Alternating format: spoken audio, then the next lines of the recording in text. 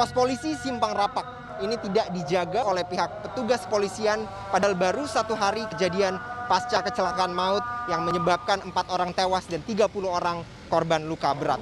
Padahal di tempat ini sudah ada peraturan wali kota nomor 60 tahun 2016 yang menyatakan bahwa pada jam-jam tertentu truk bermuatan berat itu tidak diperbolehkan melintasi wilayah ini. Namun sayangnya ketegasan dan juga pengawasan dari pihak kepolisian tidak hadir pasca dari kejadian tersebut terjadi. Dan seperti Anda bisa saksikan bagaimana truk hingga pada hari ini walaupun telah terjadi kecelakaan masih terus melintas di waktu-waktu yang tidak diperbolehkan yang sudah tertera dalam peraturan wali kota nomor 60 tahun 2016.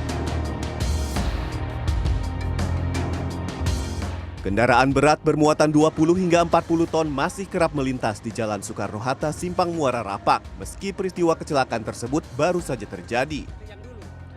Seorang penjahit yang sudah 5 tahun bekerja di wilayah Simpang Rapak mengaku ini adalah kejadian ketiga yang ia lihat selama bekerja di wilayah ini. Peristiwa terakhir ini menurutnya adalah peristiwa yang terparah.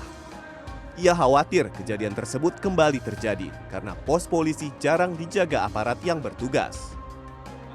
Kayaknya sudah jarang tuh ada ya ada juga, tapi sudah lain seperti yang dulu. Mereka mengandalkan CCTV itu. Dan TV ini kita juga sebagai warga biasa terbantukan gitu. Oh ternyata begini, oh ternyata begini kan.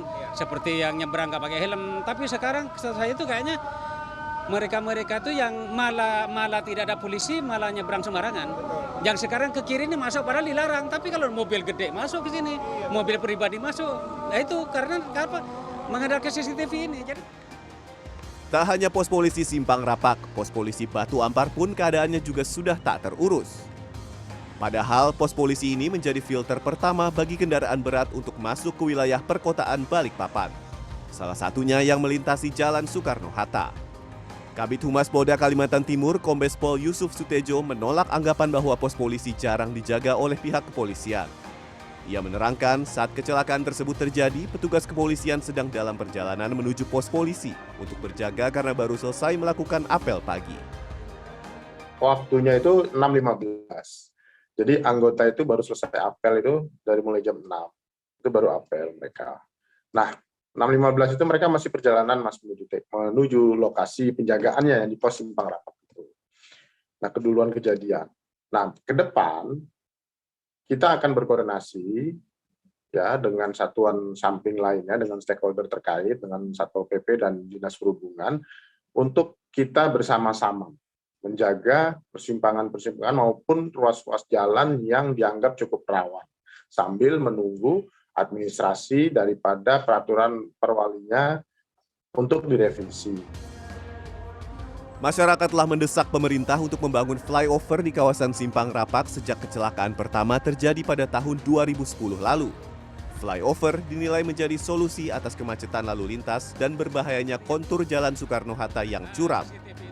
Wali Kota Balikpapan Rahmat Masud menyatakan anggaran pembangunan flyover sempat masuk dalam perubahan anggaran 2021. Namun ia mengaku tak mengetahui kemana realisasi anggaran tersebut.